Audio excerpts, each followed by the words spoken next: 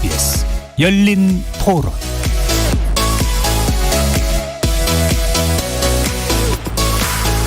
안녕하십니까. KBS 열린 토론 정준희입니다.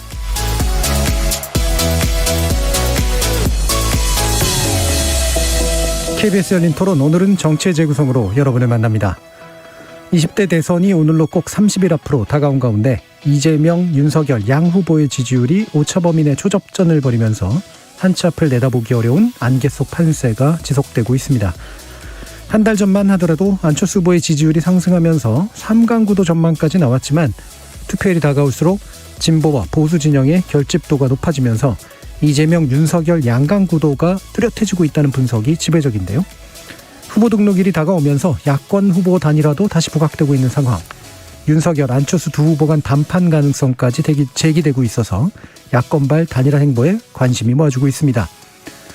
한편 내일로 예정되었던 기자협회 주최 대선 후보 사자토론에 대해서 주최 측 편향성 등을 제기하며 불참을 선언했던 국민의힘. 종편 및 보도 전문 채널이 함께하는 사자토론을 11일에 개최하자고 제안했고 성사된 것으로 보입니다. 관련 내용들 정치의 재구성 논객들의 눈으로 자세히 평가하고 전망해 보도록 하겠습니다. KBS 열린 토론은 여러분이 주인공입니다. 문자로 참여하실 분은 샵 9730으로 의견 남겨주십시오. 단문은 50원, 장문은 100원의 정보 이용료가 붙습니다. KBS 모바일 콩, 유튜브를 통해서도 무료로 참여하실 수 있고요. 시민 논객 여러분의 날카로운 의견과 뜨거운 참여 기다리겠습니다. KBS 열린 토론 지금부터 출발합니다. 살아있습니다. 토론이 살아있습니다. 살아있는 토론, KBS 열린 토론. 토론은 라디오가 진짜입니다. 진짜 토론, KBS 열린 토론.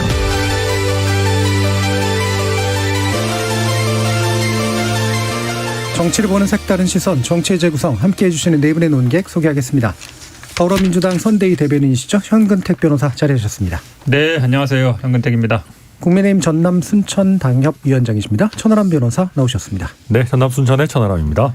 최수영 시사평론가 함께하셨습니다. 안녕하세요. 최수영입니다. 정의당 전 혁신위원이셨던 김준우 변호사 나오셨습니다. 안녕하세요. 김준우입니다. 자, 지금 설 연휴를 지냈고 그다음에 TV 토론이 또 2월 3일에 있었습니다.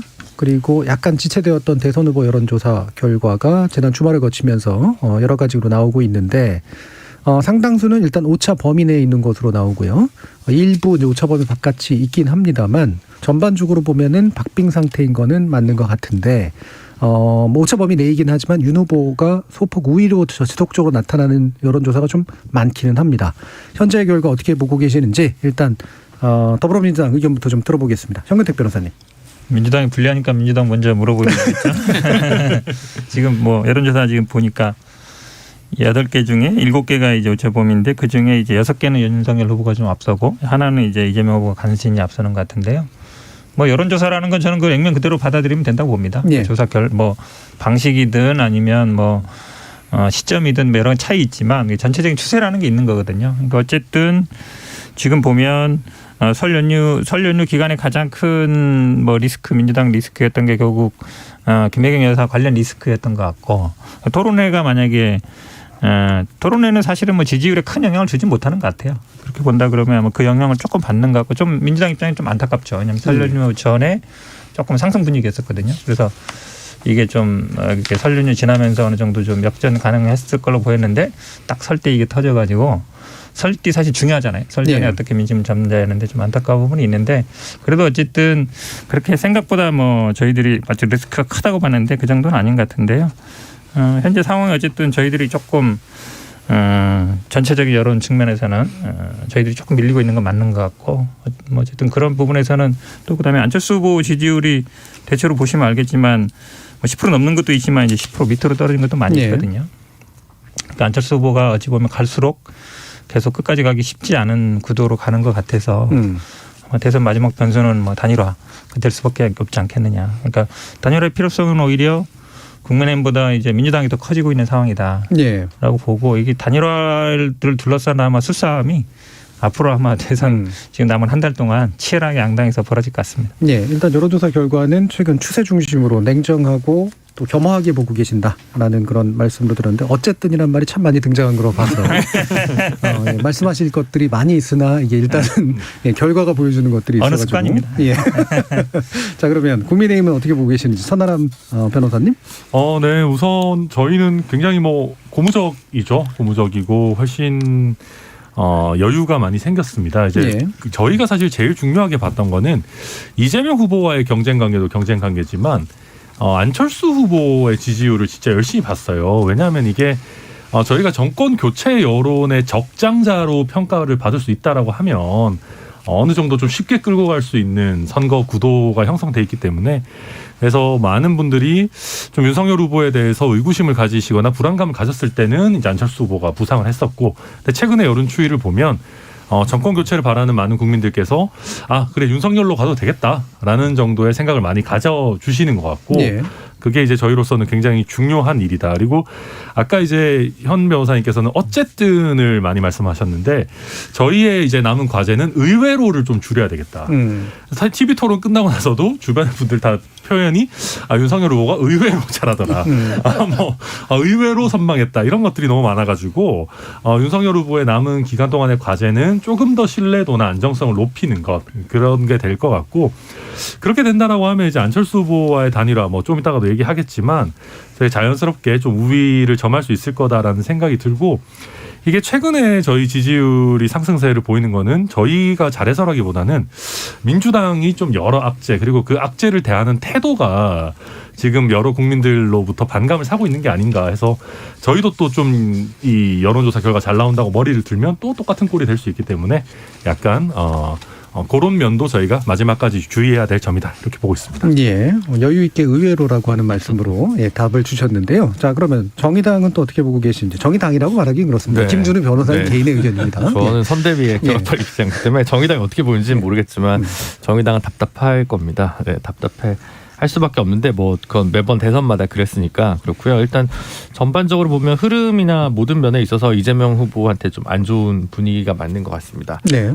뭐 다른 걸 다 떠나서 어쨌든 긍정적인 이슈나 의제와 관련된 뉴스가 별로 없고 부정적인 이야기들이 훨씬 더 많이 덮다 보니까 후보도 약간 위축돼 보이는 느낌을 많이 받는 것 같고요. 그래서 되든 안 되든 좀 긍정적인 뉴스들로 이슈를 선도해 가야 되는 과제가 있는데 그 부분을 못하고 있다는 생각이 들고요. 윤석열 후보는 위기 관리를 어느 정도 해내고 있어서 지지율을 이제 어느 정도 보합세로 유지를 하고 있는데 대부분의 여론조사에서 약간의 근소한 우위를 윤 후보가 나타내는 경우가 조금 더 많이 체크됩니다만 확 치고 넘어가지 못하고 있다는 사실은 윤 후보 스스로도 가지고 있는 한계랄까 이런 부분은 또 있다고 생각합니다. 근데 그게 그렇기 때문에 오히려 이재명 후보는 지금 약간 약세지만 뭔가 이게 포기할 단계라기보다는 이재명 후보가 스스로 이제 일어서서 이제 그걸 어떻게 갭을 메울 수 있느냐 없느냐는 이재명 후보 스스로의 과제고요. 그 부분은 양자 서로 간의 뭐 네거티브 문제와는 좀 별도로 긍정적인 이슈들을 어떻게 좀 발굴해서 왜 본인이 돼야 되는가에 대한 설득을 할 수 있냐 없냐의 문제인 것 같습니다. 3, 4위 후보는 일단은 계속 뭐 TV 토론에서 그렇고 그냥 보합세를 그대로 유지하고 있는 듯한 느낌인데요. 다만 이제 단일화 얘기를 아까 현근택 변호사님 하셨는데 김동연 전 부총리 같은 경우 어쨌든 지금 이대로면 TV 토론에도 이제 초청을 받지 못하는 거고 그렇다면 조직으로 있는 정당이라기보다는 개인에 의존한 작은 정당을 새로운 물결에서 작은 정당을 창당해서 나타난 경우이기 때문에 이대로 진정으로 TV 토론에서 본인 얘기를 할 수 있는 부분도 군소 후보 토론회라고 불리우는 그 토론회 한 번 정도라면 그게 큰 의미가 있을까. 그래서 아마 김동연 후보가 오히려 단일화에 대한 고민이 여러모로 깊지 않을까. 그리고 1, 2위 후보도 그 부분에 대한 염두를 좀 더 많이 일단 먼저 해야 되지 않을까라는 생각도 같이 들었습니다. 네, 3, 4위 후보와 또 김동연 후보의 좀 약간 답답한 마음 또 그렇지만 이제 남은 기간 동안 변수로 작동하게 될 어떤 요소에 대해서 언급을 해주셨는데 저희가 국민의당을 대변하는 분은 안 계셔서요. 최소영 평론가님이 또 대변하는 분은 아니시니까 하지만 또 포함해서 얘기는 해주실 수 있을 것 같아요. 예. 그러니까 저는 좀 색다른 여론조사를 한번 소개하겠는데 그러니까 머니투데이가 2월 4일 시점에 조사한 건데 이거는 머니투데이가 조사한 게 아니라 2월 첫째 주 중앙선거 여론조사 심의위원회에 등록된 506개의 여론조사 총합을 예. 평균치를 낸 거예요. 전수조사를 했습니다. 그래서 경향성을 파악하기 위해서 머니투데이가 하는 건데 이걸 보면 이재명 후보가 37.9, 윤석열 후보가 39.8, 안철수 후보가 9.4, 심상정 후보가 2.8입니다. 그러니까 예. 그 평균치를 낸 거니까요. 자, 이거 여기서 이제 보면은 오히려 이재명 후보가 전주보다 1.2% 올랐고 네네. 윤 후보가 0.4 사실은 뭐 미미한 수치죠. 근데 어쨌든 경향성으로 보면 격차가 3.5%포인트에서 1.9로 좀 줄었다. 퍼센트포인트가 줄었다. 이건데 그러니까 이게 제가 보면은 윤석열 후보가 상승세의 추세는 맞는데 다소 좀 주춤하다라고 보여집니다. 그러니까 지난번 김혜경 씨 리스크가 사실은 설 연휴 때인데 이게 4일 시점이라 전체적으로 다 반영이 됐다. 후속 보도까지 반영이 됐다 보기는 어렵지만 어쨌든 일부 좀 반영이 됐는데 크게 흔들리진 않았다고 보는 게 맞는 것 같고요. 20대를 보니까 윤석열 후보가 34.8이 나왔고 이재명 후보가 20이 나왔어요. 여기서 편차가 굉장히 커졌더라고요. 근데 30대는 재밌는 게 윤석열 후보가 35.6이고 이재명 후보가 33입니다. 거의 비슷합니다. 그리고 서울이 윤석열 후보가 41.4%포인트가 평균치인데 이재명 후보가 34.8이에요.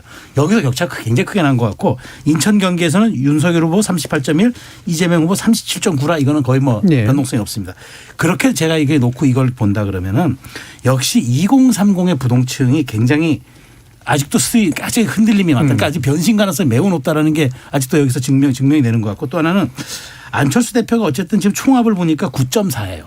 그러니까 이제 아까 현 변호사 말씀하신 대로 한 자릿수의 후반이면서 저 두 자릿수의 초반일 수 있는 가능성이 있는데 자 그렇다면 이런 박빙 승부에서 안철수 후보가 만약 10% 이 지지율만을 2주 3주 더 유지한다 그러면 완주에 대한 가능성은 좀 별개로 치고 왜냐하면 완주는 사실은 지금 지지율 나오는 것보다 투표율은 조금 더 하락할 네네. 가능성이 있기 때문에 잘못하다 보면은 15% 이상이면 전액 보존 받지만 10%면은 절반 보존받거든요. 그러면 10% 이하로 떨어지면 한 푼도 보존받지 못하는 크나큰 재정적인 문제에다가 또 하나 있다 그러면은 안철수 후보가 결국은 한 자릿수 투표율도 못 넘었다라는 그것은 본인의 앞으로 정치적 어떤 브랜딩 할 때 굉장히 좀 말하자면 그게 중도를 사수했다라기보다도 어쩌면은 그것이 한계다라는 평가도 나올 수 있기 때문에 이 부분을 네. 좀 아플 수 있어서 저는 그래서 안철수 후보 이게 10%포인트를 유지한다 그러면은 이 박빙 승부에서는 어마어마한 사실은 캐스팅 보트를 쥐는 거거든요. 그러니까 단일화 전국으로 이제 들어가는 게 맞는데 지금 약간의 신호탄은 쏘아 올렸지만 아직은 블랙홀이 아닙니다. 그런데 윤석열 후보가 오늘 일정하게 이건 단판성 문제라는 식의 얘기를 흘려가지고 이번 주 내에 토론이 금요일에 잡혀 있지만 그것을 전후로 안 후보가 어떤 식의 만일 호응을 한다 그러면은 그때부터는 사실은 굉장한 단일화 전국 블랙홀로 빨려 들어갈 수 있어가지고 사실상 지금의 이 초박빙 승부에서의 어쩌면 지지율은 조금 10%포인트 이내 안팎이지만 안철수 후보의 존재감은 결국은 여야를 넘나드는 영향력을 발휘할 수 있는 지금 그런 국면에 접어들었다. 예. 이게 저는 제가 분석하는 틀입니다. 예. 그러니까 오늘 오늘 갑자기 이제 단일화 뉴스가 많이 나오잖아요. 그 중에 많이 나오는 단어가 단판이거든요. 근데 한마디로 얘기하면 이제 포기. 단판이라는 게 뭐 여론조사 돌리고 뭐 이런다는 얘기가 아니라 그냥 접어라 하는 얘기예요. 한마디로 얘기하면 이제 그러니까 그런 생각이 있으면 협상하겠다 이 얘기잖아요. 한마디로 단판이라는 게 뭐겠어요. 그러니까 예를 들어서 협상한다 그러거든요. 보통은 단판이 아니라 협상하자. 그러면 이제 룰을 갖고 얘기하는 거죠. 그러면 이제 뭐 여론조사를 할지 뭐 그다음에 뭐 지지층을 뺄지 넣을지 이거 갖고 해야 되는데 이제 그러기에는 시간 없으니까 지금 이제 결국은 그냥 양보해라 이제라고 얘기하는 건데. 대한민국에서 안철수 후보한테 양보해라라고 할 사람이 제가 보기에 쉽지 않습니다. 왜요? 그러니까 민주당은 양보 잘 받더만. 아니 그거 뭐 10년 전의 얘기고 그게 이제 계속 하셨기 때문에 단판 그러니까 양보에 제가 보기에 아마 안철수 후보 응하기는 거의 뭐 그럴 가능성은 없지 않나 이렇게 봅니다. 네, 발끈하신 네. 우선 뭐 글쎄요 이게 정치권에서 단판이라는 게 뭐 꼭 100%의 포기만을 의미하는 걸지는 모르겠습니다. 뭐 그 후보들끼리 풀어 나가야 되는 면이고. 네, 수면 위에선 포기고 수면 아래선 나뉠 수 있겠죠. 그럴 수 있죠. 그리고 이제 또 한 가지 말씀드리면 사실 그 민주당으로서는 뼈 아프겠지만 지금 뭐 김혜경 씨 논란 그리고 논란을 풀어가는 민주당의 방식이 굉장히 큰 악재라고 저희는 보고 있는데 지금 여기서 저희가 안철수 후보와의 단일화가 협상 국면으로 들어가게 되면 또 이게 뭐 단일화를 어떻게 하냐, 뭐 역선택을 넣냐 마냐, 뭐 전체 국민으로 할 거냐, 뭐 그 난리를 또 겪어야 되면 결국 그 자체가 이제 모든 이슈를 빨아들이는 블랙홀이 되고 민주당에 있는 악재를 또 가려주는 하나의 연막이 될 수 있거든요. 그래서 저희는 당 차원에서 단일화를 요구하는 많은 의원들도 지금 타이밍에 그럴 수는 없다라는 거에 대해서는 어느 정도 이제 다들 동의를 하고 있는 것 같아요. 그래서 결국은 뭐 단판을 얘기하면서 안철수 후보가 어느 정도의 용의가 있다면 뭐 그 안철수 후보에게 줄 패키지를 어떻게 만들 것인가를 좀 고민하는 단계로 보이고요.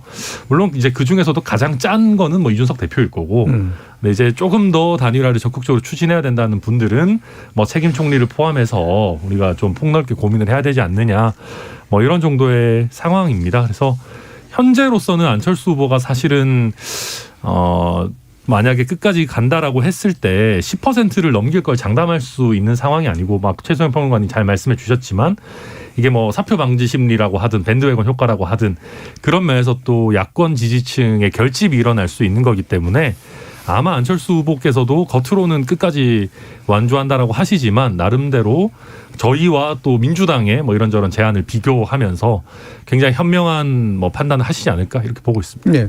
김진우 변호사님. 단일화 관련해서 뭐 우상호 의원도 안철수 후보와 이재명 후보의 단일화 가능성에 대해서 얘기를 했는데, 안철수 후보는 따로 얘기 들은 게 전혀 없다, 이런 건 진정성이 없다고 잘라 말했다는 거잖아요. 가끔 이제 그런 거는 좋지 않은 것 같아요, 민주당 입장에서. 그리고 국민의힘도 마찬가지로 지금은 약간 다소 오만해 보이는, 그러니까 승기를 잡았으니까 굳이 뭔가를 내줄 필요가 없다, 이런 신호로 국민들한테 해석될 수 있어서 저는 그게 과연 좋은가.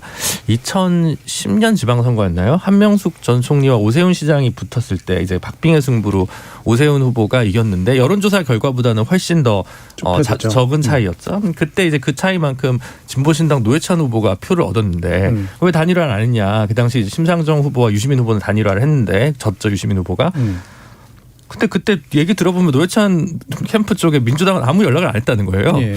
그러니까 그러면 누가 비난을 받고 누가 비난을 해야 될지 이건 되게 단순한 문제인데, 그래서 지금 굳이 뭐 여론조사 방식으로 가지고 할 필요가 없다라고 자신 있게 훨씬 지금 승리 가능성이 높은 윤석열 후보가 그런 얘기를 굳이 할 필요가 있을까. 단일화가 되든 안 되든 뭔가 오만했다, 단일화가 무산된 책임은 누구한테 있나라는 거에 대한 부분에 있어서 너무 고압적인 자세로 나가거나 진정성 없는 자세로 가면 그게 단일화가 어떻게 되든 간에 국민들한테 그 부분은 특히 지금 중도층이나 부동층에서 결론이 갈린다고 하는 상황에서 그게 과연 좋은 정치적 순가 포석인가, 저는 좀 의문이 있습니다. 안철수 후보 입장에서 보면은 기분 나쁠 수 있고, 그다음에 국민들의 관점에서 보면, 또는 특히나 이제 지지층, 안철수 후보 지지층한테서 오만해 보이는 건 맞는데, 오만하거나 아니면 자신감이 있거나에는 근거가 있을 수도 있어서요. 일단 그 부분 되게 나중에 여쭙긴 할 텐데 한번 제가 삼자적 입장에서 좀 냉정하게, 우리가 정치 재구성이니까 조금 더 제가 솔직해져서 평론을 한번 한다 그러면은, 국민의힘이 어제 오늘 기류가 변한 거는 그 진심에서 우러나온 게 보다는 혹시 5만 프레임을 뒤집었을까 봐 일단 우리도 나서는 척하는 것 같아요. 그러니까 별반 달라진 건 없어요. 없는데 권영세 본부장이 왜 잠깐 살짝 말을 바꿨는가. 만일 이런 상황에서 이런 좀 아직 박빙 승부인데 우리 단일화 필요 없어. 뭐 이른바 자강론으로 승리할 수 있다. 그럼 오차범위 이내지만 아슬아슬한 승리지만 할 수 있다. 굉장히 리스크가 큰 거죠. 네. 그럼에도 불구하고 단일화 안 한다. 그러면 이제 말하자면 5만 프레임을 쓸 수 있으니까 아니 우리 할 거야 하면서 일단은 제가 보기엔 국민의힘은 우리 할 만큼 했어라는 명분을 쌓는데 오히려 방점이 찍혀 있고, 실제로 우리가 뭐 그러면 방식을 여론조사를 할 건지 아니면 후보가 탑다운 방식으로 할 건지 그런 데 대한 일체 재고가 사실 사전에 있었던 건 아닌 것 같고, 그래서 일단 지금 국면에 조금 더 안철수 후보를 압박해서 지지율이 떨어지면 저 사람이 어쩔 수 없이 들어올 수 있는 여건과 환경이 더 조성될 것이라는 데 대한 전략적 약간 그런 액션 같아요. 예. 그래서 이제 저는 그런 것들도 제가 보기에 안철수 후보가 충분히 그건 읽을 수 있는 수기 때문에 그럼 진정성 없는 얘기 하지 말고 그럼 안에서 왜 두 가지 기류냐. 그냥 말 바꾸지 마라. 기분 나쁘다. 뭐 이런 식의 지금 반응들 보이고 있는 것 같고, 민주당 입장에서는 솔직히 말하면은 사실 안철수 후보가 들어오는데 저는 이재명 후보의 지지율이 더 떨어진다 그러면은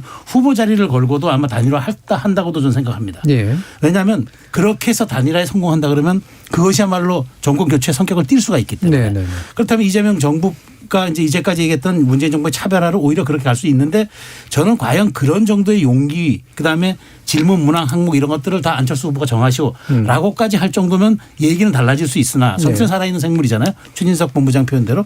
그러나 과연 민주당이 그렇게까지 할 수 있을 것인가. 저는 이게 어차피 우리 프로그램이 정치의 재구성이니까 사전 재구성을 해본다면은 그 정도라면은 이 판이 한번 흔들릴 수 있는 어떤 지각 변동은 가능할 수 있지 않을까 저는 그렇게 생각합니다. 국민의힘이든 민주당이든 안철수 후보가 알아서 좀 해줬으면 좋겠는 그런 분위기 쪽인 것 같고 적극적인 액션은 사실은 아니다. 예. 사실 그렇죠. 네. 예. 아유, 평론가님 너무 뼈를 때리는 말씀을 해주셔가지고 우선 이제 저희가 좀 안심하고 있는 부분은 민주당에서 그렇게 못한다라고 뭐 저희는 봅니다. 그러니까 뭐 저희라고 하긴 못하지만 저는 보는데요.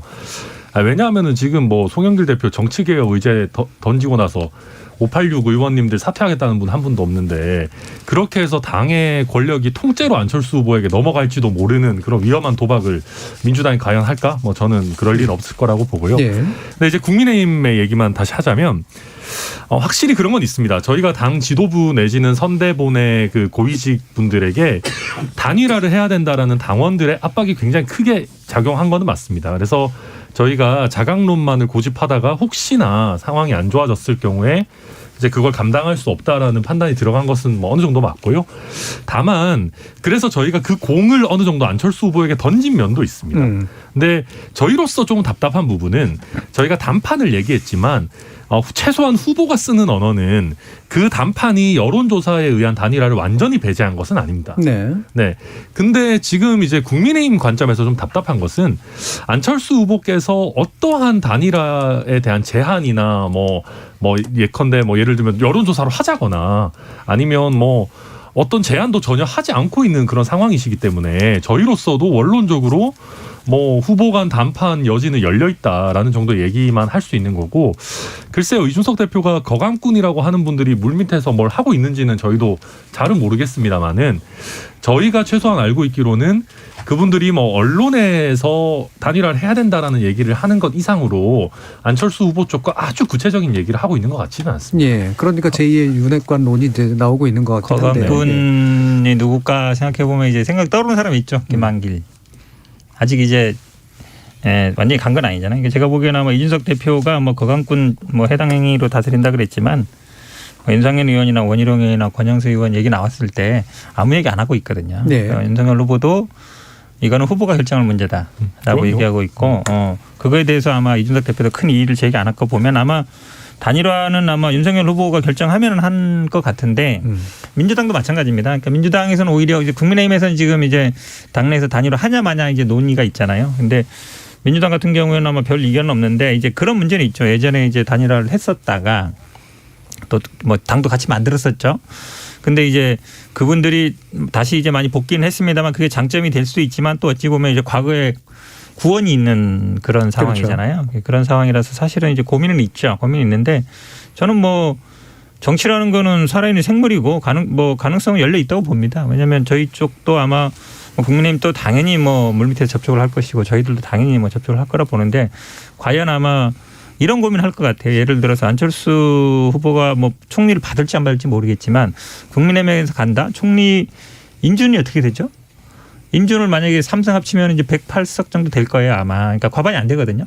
그러니까 보장이 없어요. 근데 민주당에서 만약에 한다 그러면 인준은 문제가 없죠. 이제 그런 부분이라든지 아니면 안철수 후보 입장에서는 본인이 앞으로 이 정치적인 활로를 어떻게 열어갈 것인가 그 부분을 고민할 거예요. 그러니까 민주당하고는 어쨌든 만들었다가 나중에 이제 국민의당 만들면서 본인이 정치적으로 제기를 최고의 어찌 보면 이제 성공을 했던 경험이 있거든요.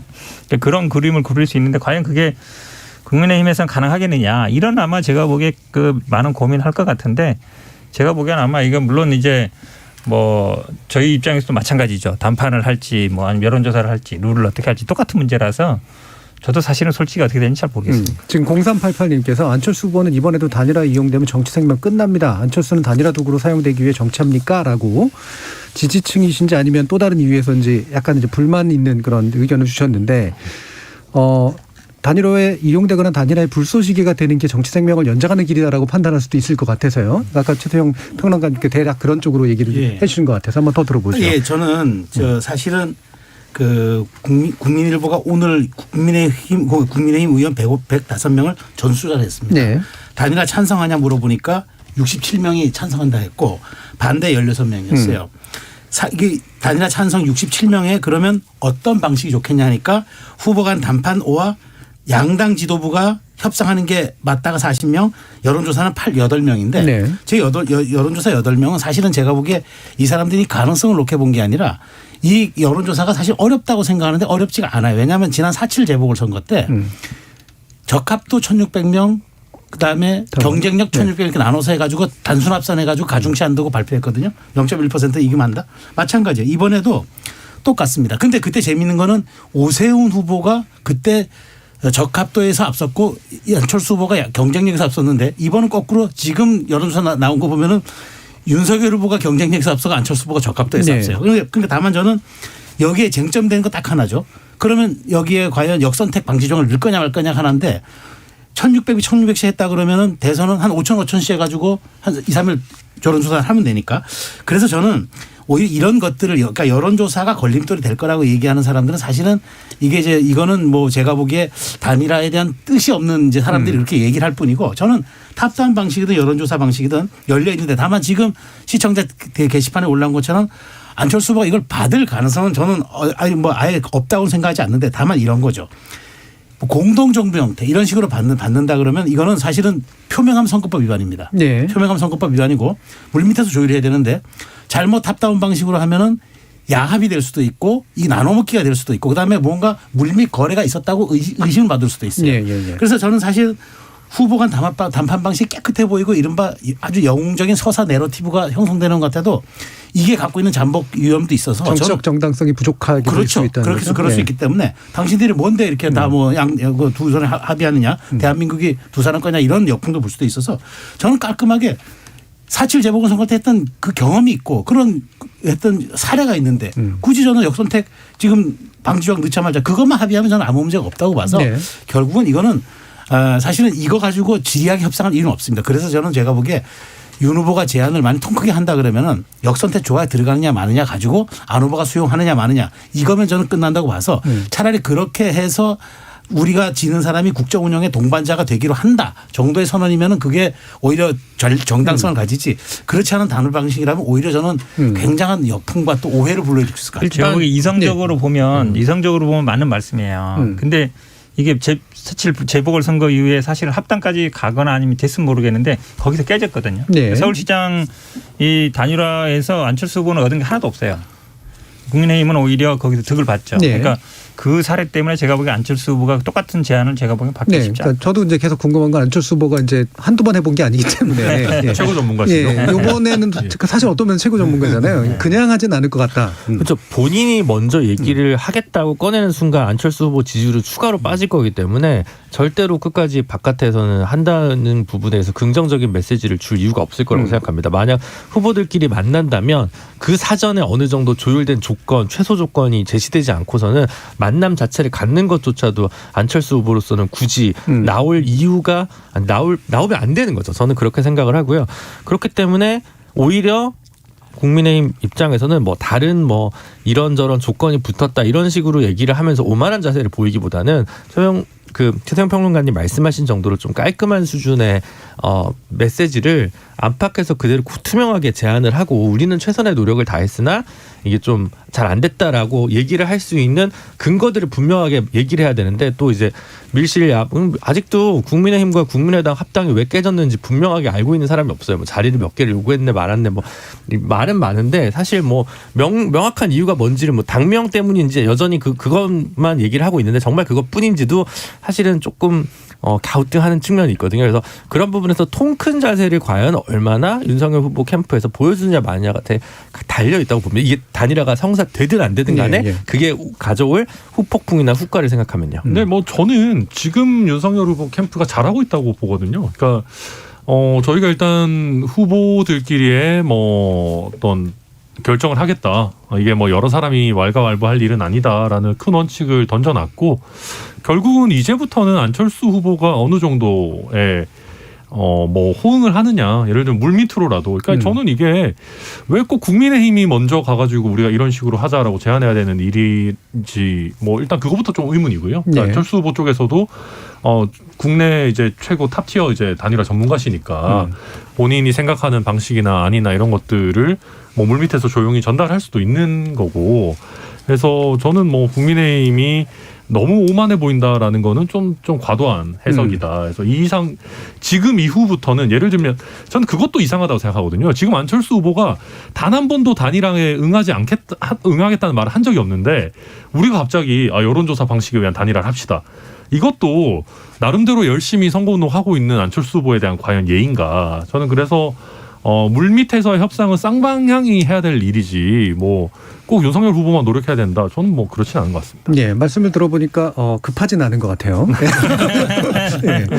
이게 지지율 차가 이제 뭐 어쨌든 계속 있는 것으로 뭐 비록 오차 범위 내에 있지만 추세상이나 보면 쉽게 꺾이진 않을 것 같다라고 국민의힘의 윤석열 후보 측은 판단하기 때문에 상대적으로 단일화 문제는 띄우지만 단일화의 적극적인 모습은 아직은 아닌 것 같은 5만 원으로 보던 아니든 그런 부분인데 그러면 이 부분까지 포함해서 한번 말씀을 주시죠.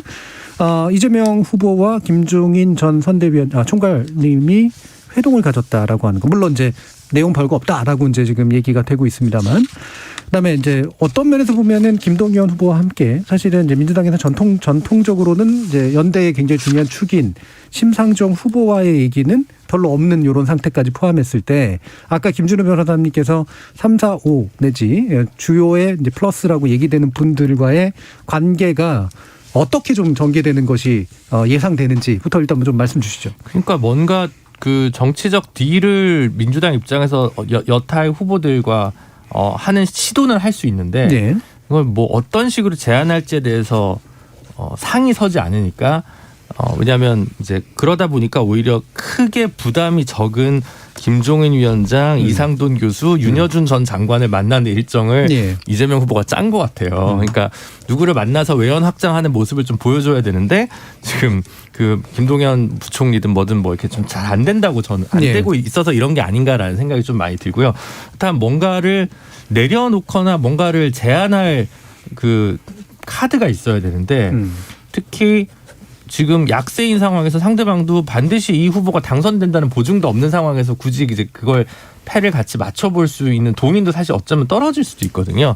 그런 면에서 보면 그럼 뭔가를 명확하게 명분 있는 단일화가 될 수 있기 위한 뭔가 얘기를 해야 되는데 그게 지금에서야 다시 고민된다는 건 그동안 자강론으로 충분히 이길 수 있다거나 그런 자신감이 너무 과도했던 거 아닌가 민주당이. 지금 이 카드를 새로 다시 고민해야 한다는 자체가 약간 좀 없어 보이죠. 네, 잘 안 될 거라는 얘기인 것도 있고 그게 뭐 후보 탓인지 캠프 탓인지 민주당의 다종다기한 생각들이 이제 모아지지 않아서인지 저는 뭐 이유는 알 수 없습니다만 그런 부분 때문에 아마 고민 깊을 것 같고 또 이제 우선순위가 있겠죠. 우선순위가 있다 보니까 지지율 순대로 우선순위가 아무래도 좀 잡힐 것 같으니까 그래서 안철수 후보가 애시당초 민주당에서 잡을 수 없는 카드라고 본다면 뭐 지난번에 양자 토론도 했으니까 김동연 부총리부터 먼저 어떻게든 같이 할 수 있는 방식들을 좀 정확하게 고민해 볼 필요가 이재명 캠프한테 있지 않을까. 지금 뭐라도 좋은 소식들을 하나둘 늘려야 될 때잖아요. 이재명 캠프 입장에서.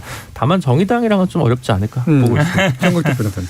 그러니까 우리 김준우 변호사 항상 뭐 정의당 뭐 빼놓고 얘기하라 그러는데 뭐 정치는 뭐 열려 있다 보고요. 뭐 제가 보기에 모르겠습니다. 뭐 정의당도 고민하겠지만 뭐 김동연 전 총리 같은 경우야 뭐 토론회도 같이 하고 이랬기 때문에 그리고 이분이 기본적인 스탠스가 아마 지금 민주당과의 관계를 뭐 완전히 벗어나지는 않은 것 같고 아마 관건은 뭐 안철수 후보가 되겠죠. 당연히 안철수 후보가 될 텐데 사실은 아마 여러 가지 고민할 것 같아요. 민주당도 고민스럽죠. 왜냐하면 좋은 기억도 있지만 안 좋은 기억도 있고 그럼 아마 과연 뭐 저는 뭐 물밑에서 협상은 다들 하고 있을 거라고 봅니다. 뭐 민주당도 마찬가지고 국민의힘도 마찬가지고 그러니까 결국은 얼마나 안철수 후보 입장에서는 진정성 있게 본인이 그러니까 나중에 깨지는 경우도 많거든요. 아무리 뭐 각서를 써놔도 나중에 안 되는 경우가 많기 때문에 소구할 수 있냐 보는데 근데 그건 있죠. 이제 윤석열 후보랑 안철수랑 후보랑 단일화하면은 너무나 당연한 일이고 전혀 서프라이즈 않고 그냥 아마 그냥 평상대로 갈 가능성이 많은데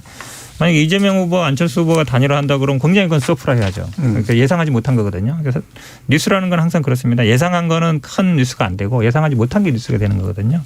그래서 아마 저는 뭐 가능성은 다 열려 있다라고 보고, 근데 사실은 뭐 구체적으로 어떤 방식으로 하느냐는 사실은 우리 뭐 또 단일화 얘기 너무 많이 했기 때문에 뭐 DJP 방식이 될 수도 있고 아니면 노무현 뭐 정몽준 방식이 될 수도 있고 여러 가지 방식이 될 수 있어서 뭐 고민들 많이 하고 있고 아마 예. 뭐 열심히 아마 협상하고 있을 것 같습니다. 네, 저는 지금 이제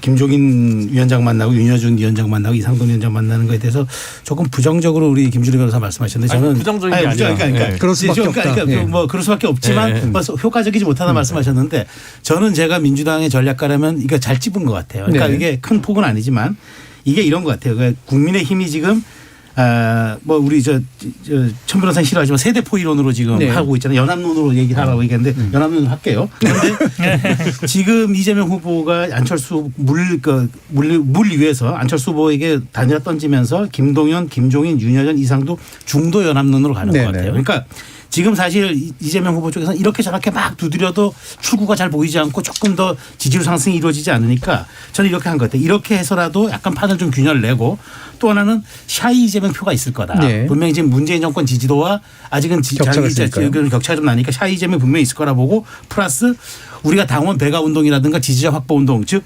백병전이나 보병전을 통해서 최대치까지 우리가 끌어올리고 그 와중을 통해서 우리가 일단 지방 권력까지 갖고 있기 때문에 정말 밑바닥까지 훑는다면은 박빙 승부지만 한번 해보지 않을까라는 측면에서 저는 이 전략이 나왔다고 봐요. 그렇기 예. 때문에 이게 효과가 있을지 없을지는 저도 예단하기 어렵지만 지금 상태에서 나올 수 있는 이른바 중도 연합론으로 할 수 있는 카드고 그것으로 안철수 후보를 또 우회적으로 한번 치고 들어갈 수 있는 공격 지점이라기보다는 뭐 이렇게 끌어안든지 뭐든 이렇게 한번 이렇게 섭외해 볼 수 있는 그런 지점이기 때문에 저는 지금 이 상황에서 민주당 이 고육지책이지만 이 중도 연합론을 한번 낸 거는 저는 의미가 있다고 생각합니다. 저도 이 세 분을 만나는 것에 대해서 평가절하하는 게 아니라요. 이거와 함께 나올 패키지가 별로 없다라는 점이 그렇죠. 하나가 있는 거고 다음으로는 이분들은 완전한 현역 정치인들은 아니시기 때문에 굳이 어떤 뭐 법안이라든가 뭐 아니면 뭐 권력이라든가 이거에서 엄청나게 뭔가를 기득권이랄까 권한이라 이런 거를 분점의 폭이 그렇게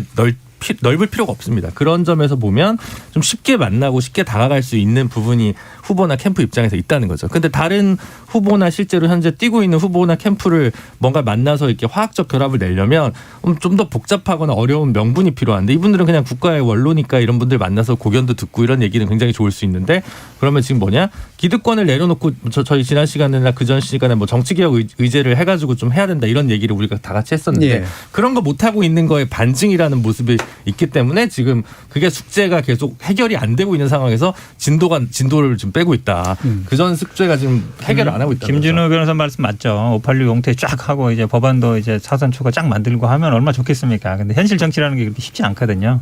그러니까 김종인 비대위원장 마찬가지예요. 윤석열 후보가 원한 건 아니죠. 그러니까 이준석 대표가 왜 그렇게 하려고 했겠습니까. 이분이 뭐 국회의원이고 뭐 정치 뭐 현직에 있어 그런 게 아니거든요. 그러니까 상징성이 있는 거죠. 물론 저도 김종인 비대위원장이 왜 그렇게 모든 정치인들이 다 만나려고 하나 만나기 쉽지 않잖아요. 네. 네, 그런 걸 보는데 그래도 이분이 그동안 해온 거 보면 약간 중도 지금 말씀 잘 하셨는데 약간 연세 드신 분들한테는 중도의 합리적인 뭐 진보와 보수를 약간 중간쯤에서 그래도 경제민주화라든지 이런 걸 추구하는 이런 분으로 인식돼 있거든요. 그러니까 기자들이 왜 그 앞에 가서 다 물어보고 만난다 그러면 다 뉴스를 하겠습니까? 그만큼 어찌 보면 그게 영향이거든요. 같은 말을 해도 누구를 만나도 기자 한 분도 없는 사람이 있고 기자 5명이 오는 사람이 있고 기자 30명이 오는 사람이 있거든요. 그게 결국은 영향력이에요. 그런데 그런 걸 보면은 어제 만났을 때도 오늘 아침에 기자들이 다 가서 기다리고 있잖아요. 무슨 말인지. 그러면 제가 보기에 뭐 현실적 영향을 무시할 수 없다 이렇게 보고 있습니다. 근데 뭐 정작 이제 만난 김종인 위원장은 그냥 잡담이었다 이렇게 하시니까 이게 뭐 모르겠습니다. 얼마나 플러스가 되는지 모르겠는데 저는 근데 이런 얘기들 뭐 회동 뭐 이런 것들이 글쎄요 뭐 우리가 정체 재구성이긴 합니다만은 여의도 안에서나 통용되는 얘기가 아닌가 싶은 생각이 듭니다. 뭐 중도 연합론 물론 뭐 좋은 얘기인데 김준호 변호사님 말씀하셨지만 그러니까 대중들에 대한 엄청난 소구력이 있는 게 아니라 그냥 뭐 언론의 관심 내지는 나름대로 아이코닉한 그런 것만 가지고 계시는 사실상 원로 내지 은퇴 정치인 분들이거든요. 이분들과 뭔가를 연합한다고 해서 과연 대중들이 거기에 반응할 것인가? 저는 솔직히 그렇게 크다라고 생각하지 않습니다. 뭐 예를 들면 물론 김종인 위원장님께서 갑자기 여기서 100% 이재명 후보를 지지하고 총괄선대위원장으로 가신다. 그 정도면 사람들이 놀래겠죠. 아니, 엊그제까지 윤석열 후보 도와주던 분이 왜 그러시나. 뭔가 이재명 후보에게서 뭘 받겠지 이렇게 하시겠지만 그 정도가 아니라 뭐 잠깐 만나고 오신다라고 하면 뭐 그건 아닌 것 같고, 다만 이제 최근에 이제 그 이재명 후보 입장에서 별로 좋은 뉴스가 없어요. 뭐 이게 쭉 보면 전부 다 김혜경 여사 관련한 뉴스들밖에 없다 보니까 뭐라도 해야 된다라고 해서 이제 가신 것 같고, 마지막으로 제가 드리고 싶은 말씀은 안철수 후보와 민주당이 만약에 손을 잡는다. 그게 과연 도움이 될까? 전 DJP 때와는 굉장히 다르다고 생각하는 게, 그분들은 중도냐 뭐 보수냐 진보냐의 색채도 있지만 기본적으로 지역 기반이 있는 정치인들이었습니다. 그러다 보니까 손을 잡아도 그 지역이 그 정치인을 따라가는 면이 있었는데, 과연 안철수 후보가 이재명 후보랑 손을 잡았을 때 누가 따라갈 것인가? 저 따라갈 사람 굉장히 얼마 없어 보이거든요. 오히려 최근같이 정보의 확산이 빠르고 누구나 팩트체크가 가능한 시대에는 이재명 후보와 안철수 후보가 서로 싸우던 것들이 짤이 돼서 돌아다닐 겁니다. 이렇게 서로 생각이 다르던 사람들이 표 때문에 손잡았다. 역시 단일화 최고 전문가, 애초부터 광팔로 나오신 거 아니냐. 이런 식으로 부정적인 여론이 더 확산될 수 있을 것 같아서 저는 21세기 지금 대한민국 사회에 글쎄요, 안철수와 이재명의 단일화 이게 과연 좋을 것인가? 저는 굉장히 좀 아니라고 저는 뭐 이런 분석이 충분히 가능하다고 보는데, 그러니까 핵심은 안철수 후보랑 이재명 후보가 단일화를 했냐 안 했냐라는 문제가 아니라 그 이재명은 합니다의 컨텐츠를 어떻게 만들어낼 것이고, 그래서 민주당의 기득권 무엇을 버렸습니다라는 메시지가 더 중요하다고 보는 거거든요. 그래서 그게 상대방이 김동연이 됐든 안철수가 됐든 김종인이 됐든 뭐 심상정이 됐든 그건 중요하다고 생각하지 않습니다. 근데 이재명이 합니다라는 캐치프레이즈가 사라졌는데, 교체됐는데, 저는 계속 얘기하지만 이재명은 합니다라는 캐치프레이즈가 나쁜 게 아니라 이재명이 뭘 한다는 그 화끈한 컨텐츠가 사라져서 생긴 문제라고 생각하고요. 그 부분에 보여주는 게 마지막 큰 기술로서의 어떤 숙제가 아닐까 싶습니다. 알겠습니다. 자, 이게 단일화 관련된 문제 올해 얘기를 하긴 했는데 앞으로도 아마 다음 주에도 얘기가 되지 않을까 싶긴 해서요. 결국에는 정치공학으로 접근하겠지만 결과적으로는 어떤 선을 그어서 이미지를 만들어내느냐, 이제 이게 훨씬 더 중요한 문제인 것 같아서요. 그런 담론이 만들어질 수 있을지 다음에 좀 더 논의를 해보도록 하고, 좀 이따 2부에서 또 토론 관련된 얘기를 하면서 더 연장해서 나눠올 얘기들이 있으면 한번 해보도록 하겠습니다. 여러분께서는 KBS 열린 토론과 함께하고 계십니다. 토론이 세상을 바꿀 수는 없습니다. 하지만 토론 없이 바꿀 수 있는 세상은 어디에도 없습니다.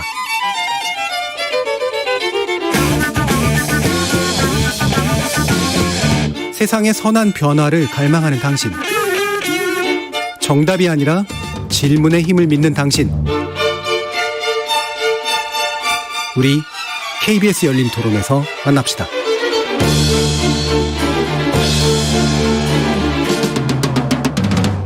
KBS 열린 토론 정치의 재구성 함께하고 계신데요. 김준우 변호사, 최수영 시사평론가, 천하람 국민의힘 전남 순천당협위원장, 현근택 더불어민주당 선대위 대변인, 이렇게 네 분 함께하고 계십니다.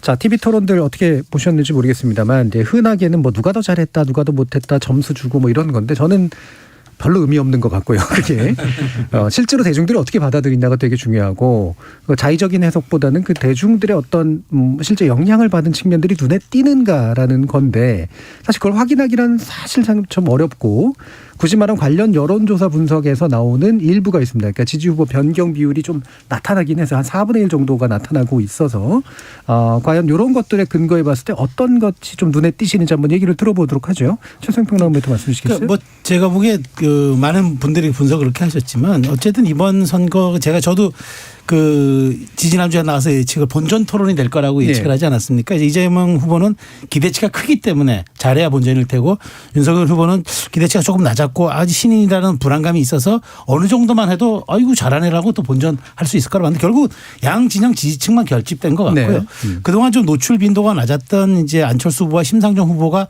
나름 선전함으로써 존재감을 좀 과시했다. 네. 그다음 그런 점은 굉장히 유의미했고, 또 그 아젠다들이 네거티브가 거의 없이 그나마 좀 정책 토론이 이어졌는데, 조금 단발성 질문들은 아쉬웠지만 그럼에도 불구하고 시청률 39%라는 이야기는 대중들이 그만큼 갈망했다는 뜻이거든요.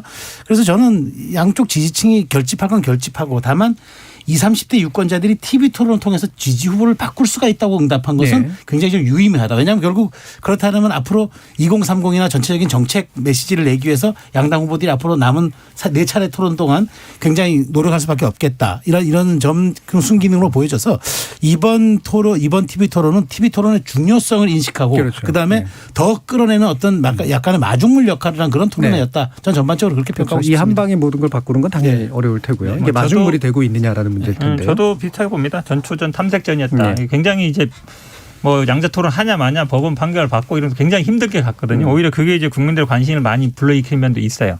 그리고 토론에서 사실은 뭐 득점은 굉장히 어렵습니다. 실점하지 않는 게 중요하거든요. 근데 모든 후보들이 아마 큰 실수는 없었던 것 같고 그 토론이 결국은 사실은 뭐 어떤 단어를 아냐 모르냐 뭐 이런 건 그렇게 중요하지 않아요. 결국 토론에서 국민들이 보고 싶은 거는 저 후보가 아니면은 내가 지지한 후보가 상대방 후보가 과연 국정을 운영할 능력이 포괄적으로 있느냐 그런 어떤 문제에 대해서 어떻게 대처하느냐 그런 걸 보는 거거든요. 그러니까 물론 태도나 표정도 보지만 그래서 아마 첫 토론 치고는 그래도 굉장히 흥행도 했고 후보들도 세게 붙은 것도 있거든요. 대당도도 세게 붙고 이래서 지금 앞으로 물론 이제 4번에 예정되는데 저는 뭐 더 열릴 수 있다고 봅니다. 더 열리는 게 맞다고 보고 네. 그러니까 토론은 열리는 국면으로 가는 거예요. 계속 뭐 옥신각신하고 있지만 그래서 토론은 지금 사실은 코로나 비대면 시대에 선거운동 뭐 다니면서 유세할 수 있는 것도 아니고요.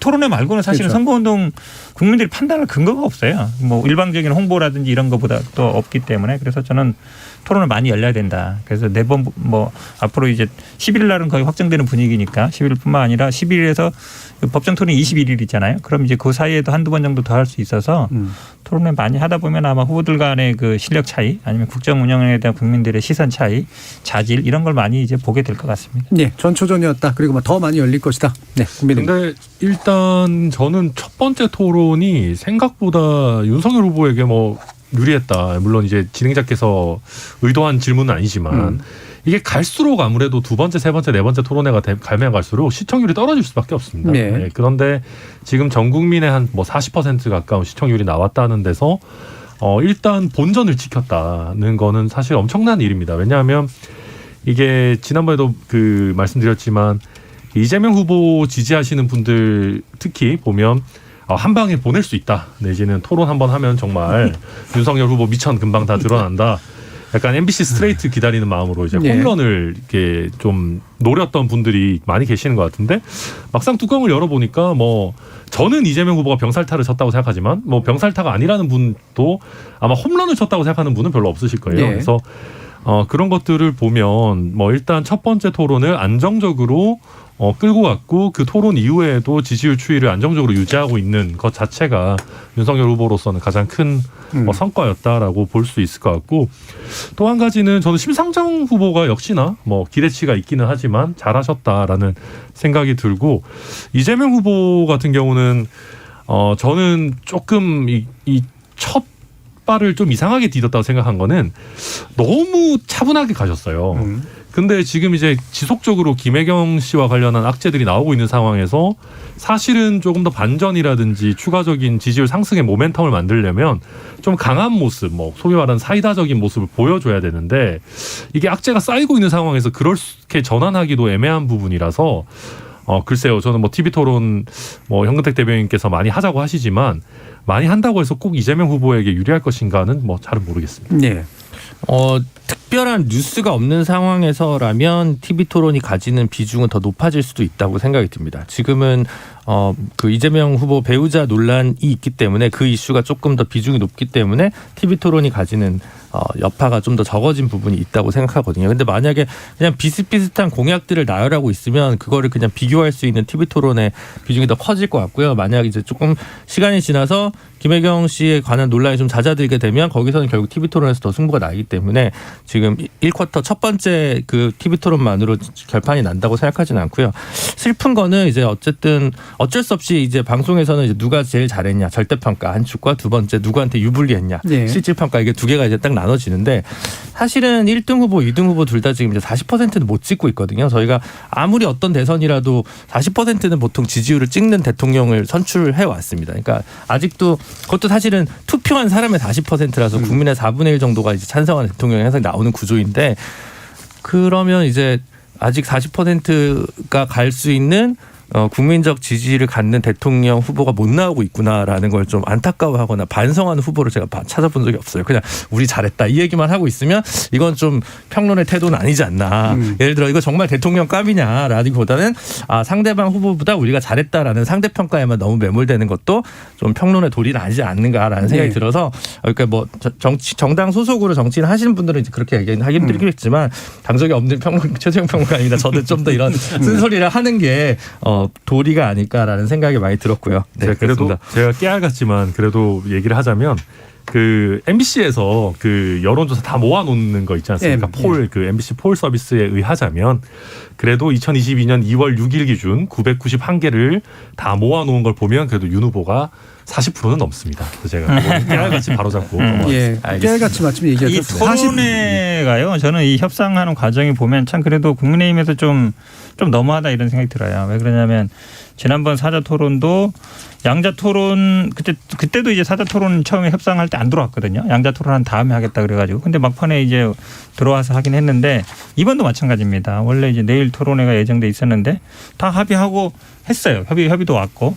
근데 뭐 이런저런 이유는 많이 됐습니다. 뭐 편파적이다 뭐 얘기되는데 나중에 뭐 건강상 문제까지 얘기했는데 뭐 저희도 잘 갔다 오시고 또 뭐 한잔 하시고 이런 거 보면 말이 안 되는 얘기거든요. 그래서 이거 어떻게든 토론회를 자꾸 이제 연기하고 안 하려고 하시는데 좀 그러지 말고 국민들이 지금 비대면 코로나 시대에 판단할 수 있는 게 토론회밖에 없어요. 그거밖에 없거든요. 그러면 기본적으로 주최하는데 편파적이다 아니면 뭐 방송국이 어쩌다 할 필요 없이 그냥 나오라 그러면 나가서 하면 되거든요. 그 주제라든지 형식이라든지 사회자라든지 이런 거는 그냥 주최 측에 맡겨놓으면 됩니다. 자꾸 그런 걸 딴지 걸고 이러는 게 제가 보기에는 좀 안 좋은 모습이다. 그리고 지금 어찌보면 뭐 법정 토론도 예정돼 있고 그래봐야 한 열흘 정도 기간에 뭐 한두 번 정도 더 할 수 있는 건데 그때도 그냥 저는 그냥 주최 여러 군데서 할 수 있거든요. 다른 데서 할 수 있으면 그냥 그 주최하는데 너무 선수가 심판은 뭐 룰 갖고 판단하지 마시고 그냥 잘 응해 주십사 이렇게 말씀드리고 싶습니다. 제가 뭐 간단하게 반박 안 할 수가 없는데 일단 건강상의 문제 이런 것도 없고요. 그러니까 그 윤석열 후보 제가 봐도 4명 중에 제일 건강해 보입니다. 뭔가 이제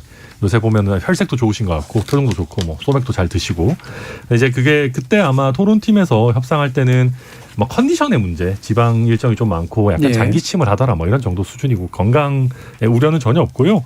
또 한 가지 보면 그러니까 저희가 윤석열 후보는 뭐 당장 어디서든 토론할 수 있다, 뭐 내일도 괜찮다 이렇게 얘기하는데 또 협상을 하는 팀 입장에서는 또 그렇지 않은 부분들이 있지 않겠습니까? 또 이왕이면 이게 종편이 4개사가 있고 보도 전문 채널도 2개가 있는데 전부 다 같이 하면 좋지. 굳이 또 사실 그 시청률 시청률 꽤 잘 나오는 건데 그걸 굳이 JTBC에 몰아주자는 것도 좀 이상하고요. 그래서 저희 입장에서는 그런 것들 좀 잘 조율해서 하자라고 했고 민주당에서도 뭐 11일에 하자라고 한 마당에 뭐 그렇게까지 큰 이슈는 아닌 것 같습니다. 저는 JTBC만 했던 걸 문제 삼은 거는 JTBC가 하면 채널A도 하고 TV조선도 해야 되니까 토론 횟수가 많아지는 걸 윤석열 후보가 부담스러워한 것 같다라는 느낌인데 저도 그 생각이에요. 그게 일단 하나 있고요. 그리고 줄이겠다. 네. 그렇죠. 그래서 횟수를 줄인 거고 뭐 이 얘기하면 또 이제 편향성 논란이 나올 수 있는데 하여튼 국민의힘에서 정준희 교수님 진행하는 거를 약간 좀 달가워하지 않는다는 소문이 있어요. 그래서 그래서 네, 아예 좀 뭐 아마 교수님께서 지금 말씀을 못 하시겠지만 그래서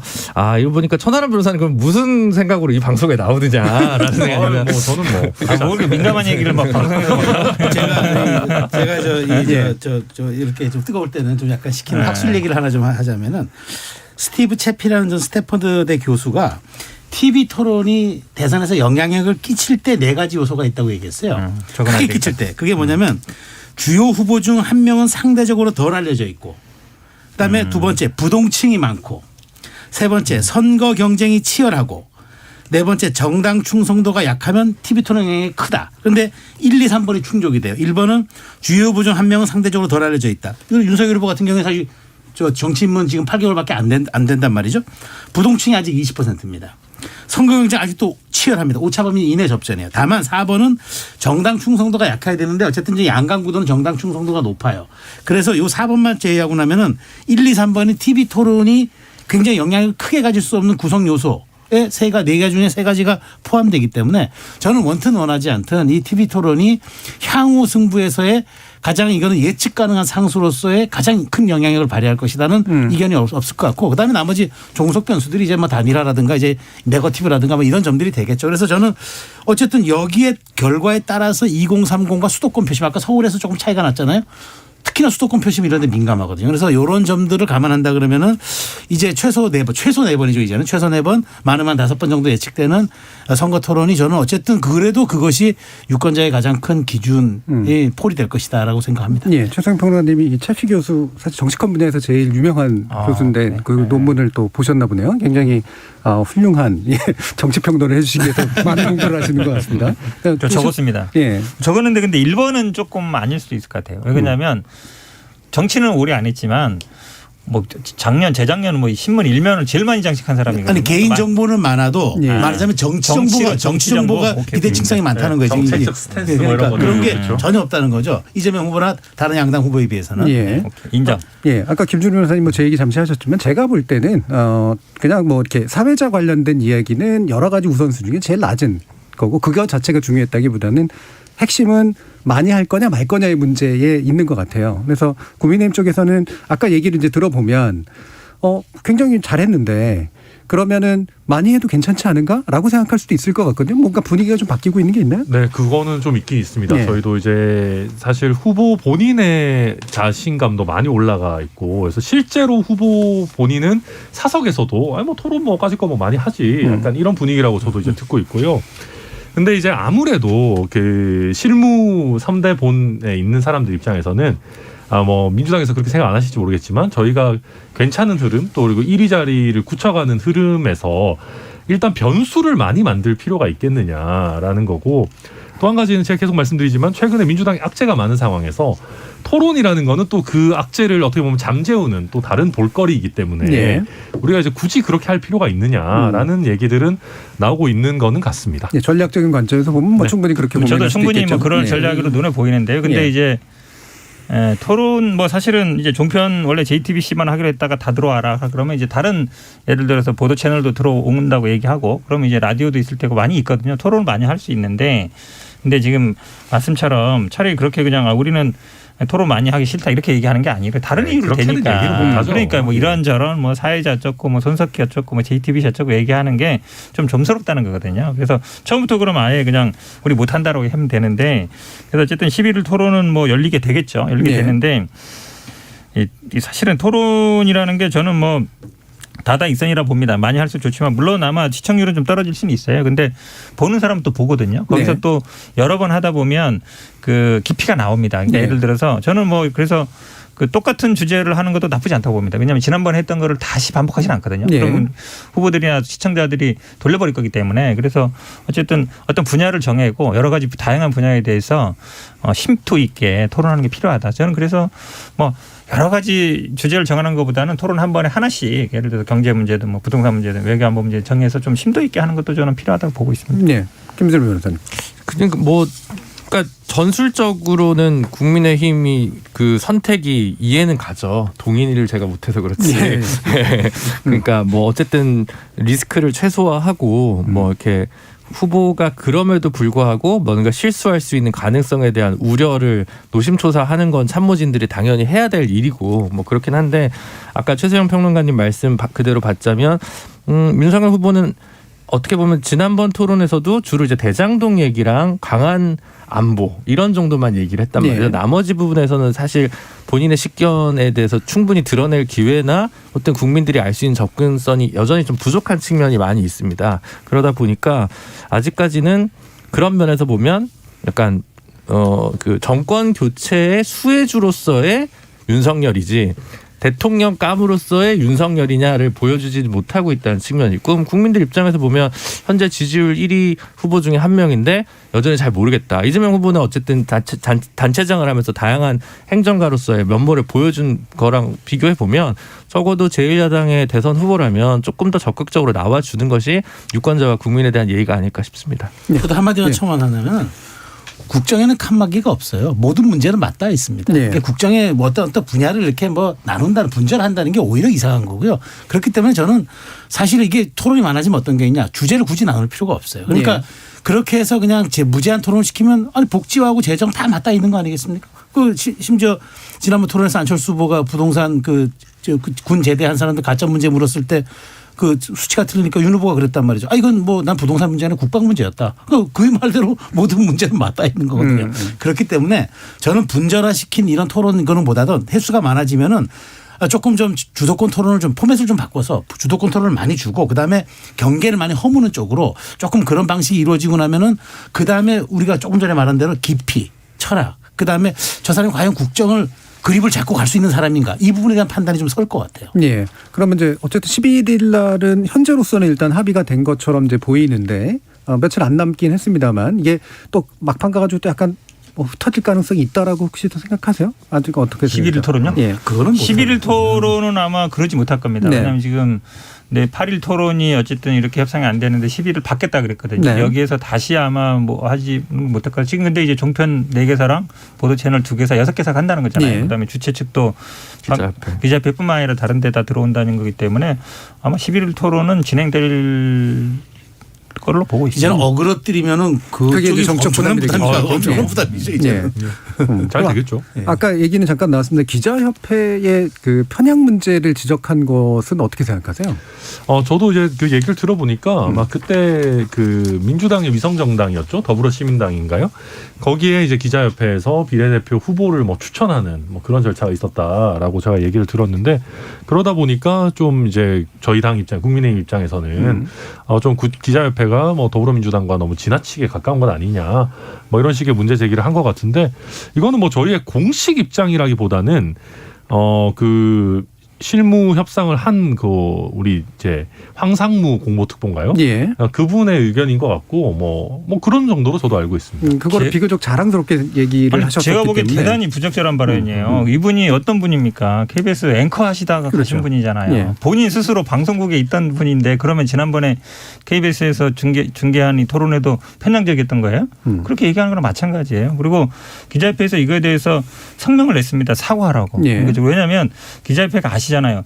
190개 언론사인데 보수 진보 다 들어와 있는 분이에요. 그렇죠. 거기에서 들어와 있는데 기자협회가 편향적이다 그래버리면 대한민국에는 기자 이 190개 사는 언론사들이 편향적이라는 거잖아요. 그러니까 제가 보기에는 이 발언 자체가 잘못됐다. 그리고 더구나 본인이 KBS에 있다가 바로 이렇게 가신 분인데 본인 스스로 그렇게 얘기한다 그러면 자기 존재를 저는 부정하는 거다라고 볼 수 없어서 사과하는 게 저는 맞다고. 그래서 저는 지금 제가 듣기로도 그 질문 항목이 추가돼 가지고 예. 각 후보들의 미디어관, 언론관을 묻겠다는데 최근에 이제 뭐 이런 얘기 좀 전에 얘기한 국힘 얘기가 있었고 또 민주당은 어저께 그 SBS PD 한 명이 사퇴하면서 민주당의 압박 때문에 그랬다는 식의 블로그에 글을 올렸잖아요. 예. 그랬기 때문에 이게 아마 발화점이 이제 될 것 같아서 각 사당 후보들이 그럼 당신들의 언론관과 미디어 정책 그다음에 당신들의 언론에 대한 태도 이런 것들에 대한 질문이 추가될 것 같아서 예. 요것도 좀 흥미로운 지점이 될 것 같다는 생각이 예. 들어요. 사실 저랑 김준호 변호사님은 그 프로에 종종 출연하고 했었었는데 저희에게도 악영향이. 근데 아무튼 저도 좀 이상했던 것 같아요. 왜냐하면은 실제 그 SBS 해당 진행자분이 글쎄요 뭐 어떤 마인드를 갖고 계신지를 정확하게 이제 수치화할 수는 없겠지만 국민의힘에 대해서도 굉장히 비판적인 태도를 많이 보이셨고 모두까기 같았죠. 네, 모두까기 같은 분이셨었는데 그러니까 글쎄요 윤석열 후보가 얘기를 했지만 어떤 정치에 대한 뭐 비판이나 풍자가 이게 정치가 배려해야 되는 게 아니라 그게 당연히 언론의 권리 아니냐라고 얘기를 했는데 그러니까 민주당이 최근에 너무 좀 민주주의 없는 민주당 모습을 많이 보여주고 있는 것 약간 같아요. 옆으로 번졌고 천하람 이게 변호사님이 사실은 약간 본질을 흐렸는데 왜 그러냐면 국민의힘은 어느 정도 있습니까? 항의 방문 찾아가고 농성하고 했어요. 저희들은 항의한 겁니다. 왜냐하면 발언 자체가 그렇게 뭐 카드 왔다 갔다 하는 사람 뭐 누군지 아시죠까지 얘기했단 말이에요. 그래서 선택하면 안 된다라는 얘기했기 때문에 당연히 저희 입장에서 항의를 할 수 있는 거고 항의한 다음에 어떻게 할 건지는 그 방송사가 선택하는 거예요. 그거를 위해서 우리가 뭐 하차시켰다 그렇게 얘기하면 안 되는 겁니다. 네. 국민의힘도 잘못된 보도에 항의하잖아요. 네. 선거 기간에 항의 안 하면 오히려 더 이상한 거죠. 그러니까 그게. 토론을 되도록이면 이제 뭐 많이 만들고 많이 만드는 것뿐만이 아니라 많은 분들이 볼 수 있게 하는 게 같이 결합되는 게 제일 좋은 형식인데 제가 이제 이 질문을 굳이 드린 이유는 특검 편향성의 문제를 또 이렇게 그 참모들 입장에서야 뭐 이제 위험을 줄이겠다라고 하는 건 이해가 가지만 매번의 협상에서 굉장히 중요한 거리처럼 얘기해가지고 결국에는 왔다 갔다 하다가 이제 새로 만들어지는 것이 반복되는 양상은 별로 좋아 보이진 않는다. 게다가 이제 기자협회 같은 경우에는 지난번에 더불어민주당이 추진했었던 언론중재법 개정 굉장히 적극적으로 제일 먼저 반대한 쪽이거든요.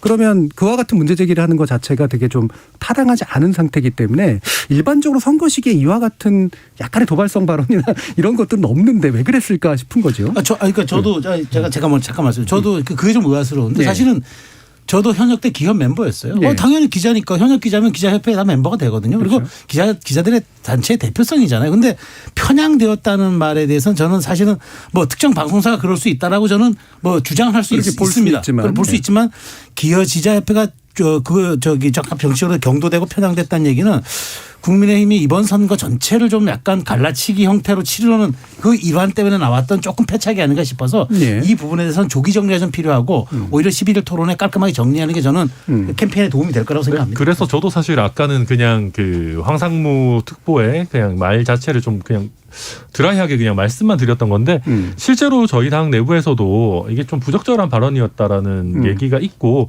그 지금 TV 토론 관련한 협상을 제일 책임지고 있는 성일종 의원 같은 경우에는 네.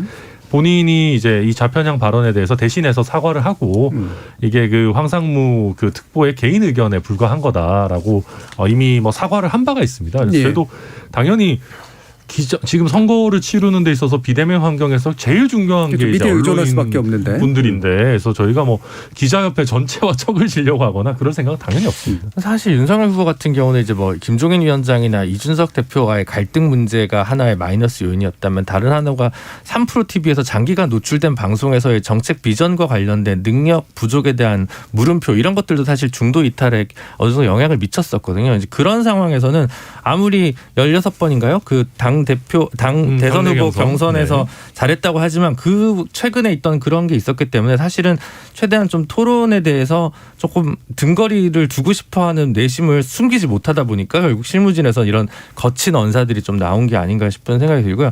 SBS 거는 사실관계가 조금 정확하진 네. 않아서 그래서 뭐 얘기하기는 좀 어렵지만 사실 항의는 뭐 물론 YTN이나 MBC에 대해서는 국민의힘도 고발도 했잖아요. 그거는 어떻게 보면 외압이지만 고발의 테두리는 적법한 테두리니까 뭐 적절하진 않죠. 제가 볼 때는 뭐 그 당에서 언론을 그렇게 막 심하게 이렇게 고발하고 대선 전국이라고 하지만 적절하지 않은 것 같은데 SBS는 그게 사내 문제인지 아니면 그 압력의 문제인지 이게 또 공영방송도 아니고 민영방송에서 이게 굉장히 없는 예라서 이건 사실 사실관계가 좀 더 드러나고 나서 판단돼야 될 것 같지만 네. 민주당 입장에서는 좋은 소식으로는 안 보이기 때문에 이건 좀 빨리 사태에 대해서 진화를 하는 태도나 이런 것들은 되게 필요할 것 같습니다. 네. 그 팩트 얘기 말씀드리잖아요. 그러니까 저희들은 항의를 한 거고 언론 보도가 잘못되거나 진행이 편향되기 때문에 항의를 합니다. 당연히. 그러니까 문제 제기를 했다. 그 당을 하는 거지 그 사람을 뭐 그만둬라 말아라 그건 우리 영역이 아니에요. 그거는 이제 SBS도 그렇게 얘기를 했습니다. 당에서 항의 들어왔고 본인들이 판단한 거기 때문에 그런데 거기서 또 우리가 뭐 복귀해라 말을 할 권한은 없어요. 네. 그 입장에서는 언론과의 어쨌든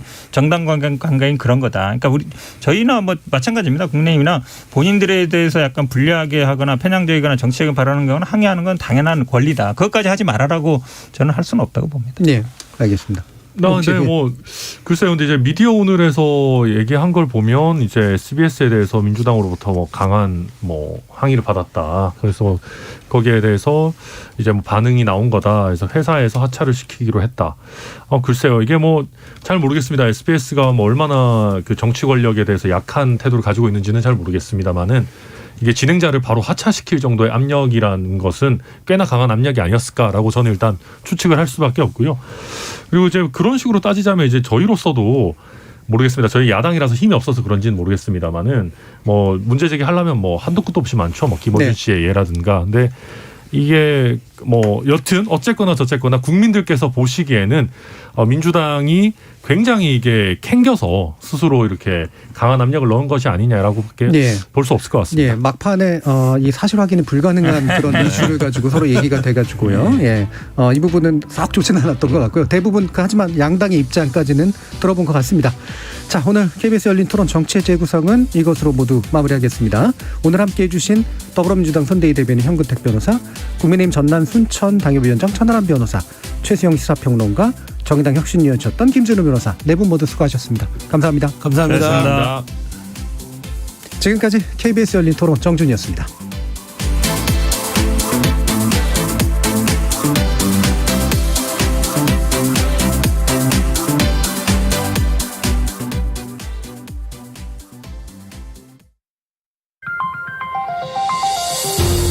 코로나19 백신 3차 접종이 진행되고 있습니다.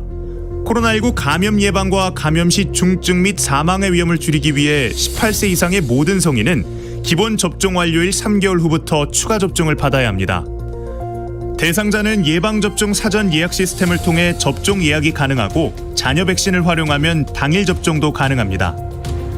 특히 60대 이상 어르신은 예약 없이도 병의원에 문의 후 방문하면